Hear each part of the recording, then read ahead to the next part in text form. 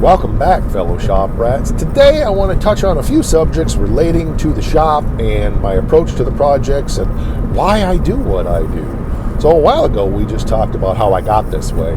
Now we're going to talk about why I do what I do.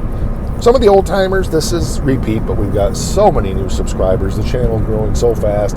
I thought it was worth circling around and just kind of touching base. Let's stick around. I'm Mike. This is My Cars Shop. A video that just released Sunday is doing really well on the channel. It's the video that I was fixing the dent from when the Challenger slammed over into the pole in the shop because of the terribly uneven shop floor, and the rotisserie decided to have a mind of its own. Well, it created a really good episode that's performing super well on the channel, and it makes me want to smash my car up some more. And there were some comments on there about like, well, that quarter panel looks like crap on there. Why are you wasting so much time taking that dent out? And I thought, well, it's somebody who's probably never seen the channel before. They don't understand the context of everything. Most of you guys do. But I just thought it was worth kind of circling around and touching base on why I'm doing stitches the way I'm doing it versus some of the other cars. Really, the projects on the channel are about showcasing skills, and each episode is about showcasing a different skill. Not my skill, that's not the point, but about showcasing techniques and skills on how to do various things. So there's times that I may do something on stitches that I wouldn't normally do because I think it's a great episode to share with you guys a specific set of skills. Skills that make me never mind. So I really took the time on that dent in the quarter panel to work that dent out almost to perfection, which is not a direction that I have gone with most of the rest of stitches. Remember, the context of stitches is it's a junkyard car that had a car piled on top and the roof was caved in and blah, blah, blah, blah, blah. You've heard it all ad nauseum. And to me, when I made the decision to do that car, I at first was just going to start ordering parts. I was just going to start ordering everything from AMD and just get semi-loads of parts and build that car quick. But when the advent of the channel came about, I decided that this would be a great opportunity to showcase stuff that nobody else does and show you guys what can be done if you're just too stupid to know any better. Like hand fabricating unibody frame rails out of sheet metal and making your own trunk extensions and making your own floor pans. Now, I get some flack sometimes because that car looks like crap. It's all stitched together. The car is never going to be worth doing perfect metal finish work, grinding every weld to perfection, doing cut and butt welding and finish work to make every joint flawless, seamless, etc., etc. The car's not going to be worth that. And I'm not going to put that kind of time into a car that's not going to be worth it. Will there be a little detriment as far as its resale value? Yes, there will. Do I care? No, I don't, because I don't intend to sell the car.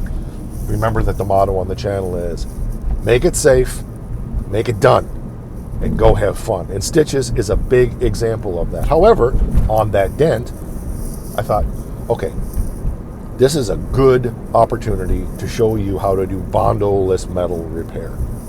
So I took the time, and I had so much fun doing that. Now that took me a better part of an afternoon to fix that dent. Imagine if I was doing the whole car that way, where I would be. I would still be, I don't know where I'd be, probably still building the first frame rail on the car. I do what I do because it's fun. I love making stuff. I love fabricating. I have a lot more joy out of taking a blank piece of sheet metal and seeing what something was and making something that's a reasonable representation of that and then welding it into the car. The second reason I have chosen to do a lot of lap welding and not finishing things perfectly on stitches, besides the car not going to be worth it in the end, is I believe that doing overlap welds, plug welds, and so forth are a lot stronger in a unibody car than doing butt welds and cut butt. So therefore, again, because the point of the channel is to make it safe, make it done, and go have fun, I have no problem, as long as it looks decent when it's done. At the end of the day, the paint job is going to be really awesome on that car, and it's going to look really good. Now, you contrast that to a car more like the 47 Ford, where I took the time, I bought a lot of the parts for that car that I could, I fabricated what I couldn't. I took a lot of extra time on that car to make that car at a higher level of quality. And that's a different beast. I bought all new trim for that car. I bought, the car's brand new, except for the Nova rear end and the original steering box. And it was a completely different mindset. And that's the point of the channel, is, again, showcasing different skill sets, showcasing how to do perfect sheet metal work, bondoless, if possible. Some things can't be fixed that way, but as much as possible. I can do it. I have the skills. Are there people that are better? Absolutely. But remember that I come out of a production environment as far as body shop, and so I tend to approach things from the perspective of not making things perfect, but making them very respectable, very, very minimal amounts of body filler, and just move on, because time is also worth money. So there's the interesting dichotomy. I suppose you could call it the trifecta in some ways, where your time is worth something, and sometimes it's just easier to buy the parts. Money's not easy to come by, and so sometimes it's just easier to make things. But the third part in that trifecta is, what's the most fun? And that's really what I try to do. I had so much fun fixing that dent and showing you guys that specific set of skills. Would I be having that much fun making perfect butt joints all over the Challenger and everything I do? No, I would not. No, I would not. Would I be able to afford that kind of time? No, I would not. Could I afford to buy all brand new parts for that car? At this point, no, I could not. So those are the three things that I weigh out when it comes to doing the car. Now, again, if that car was a high dollar car, if it was a 446 pack, 4-speed, all numbers matching, blah, blah, blah, blah, blah, well, that's different. Flip us over to the Forsyth Duster. That is a low mileage, all numbers matching car. Car's only got 9,000 miles on it, contrary to the flaming comments I've received from people who say, that car's got 109,000 miles on it. Look at it, it's rusted into the ground. Well, the car's been parked in the mud since 1985, and it was rust-free when it was parked there, except for the quarter panels that the burnouts, the rubber and the chloride from the track, rotted off. It's been parked in the mud.